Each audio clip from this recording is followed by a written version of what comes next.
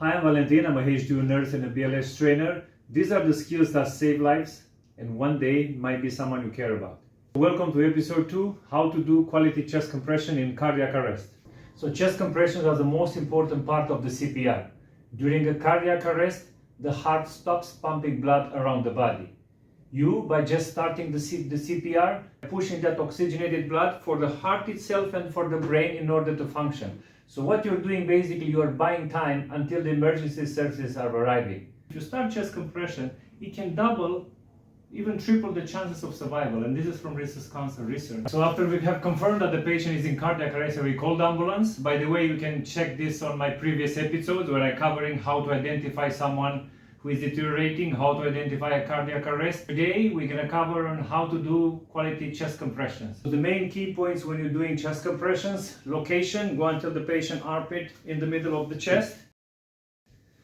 Then interlock your fingers, lock your elbows, use your body weight and compress the chest around 5-6 centimeters.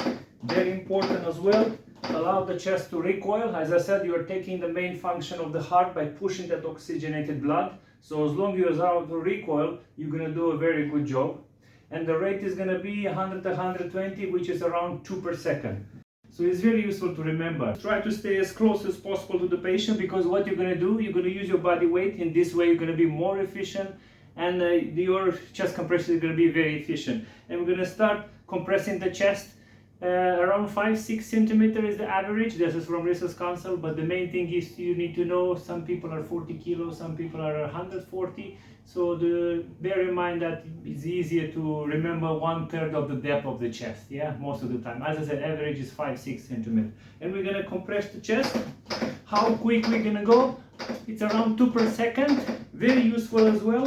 Think about the heart stop pumping blood, yeah? So what we're trying to do, we're trying to create that pressure, right? So we're pushing the heart, but we need to allow the heart to refill with blood. So that's why we need to allow the chest to recoil. So let's recap very quick. How are we going to do that? In the middle of the chest, yeah? We're going to compress 30 times, 30 chest compressions, 100 to 120 per minute, 2 per second. Allow the chest to recoil, 5-6 centimeters. And if you're happy, if it's a part of a family or friends, or some people are happy as well, if you want to give mouth to mouth, how are we going to do that? Head tilt chin lift. This part we covered in my previous episodes. So left hand on the forehead, pinch the nose, open the patient mouth and seal the patient's mouth with your mouth.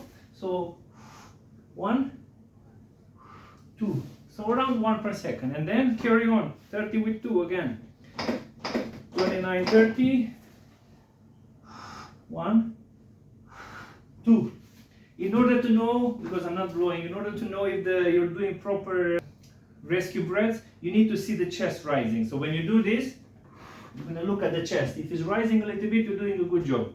I'm not kissing this guy at the moment, but I'm telling you what you have to do properly. And we're going to do 30 with 2 rescue breaths, mouth to mouth.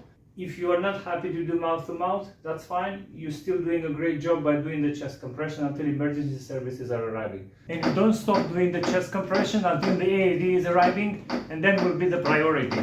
And this is what we're going to talk in the next episode, how to use safely an AED. So don't forget, you do matter, and you are very important in these situations.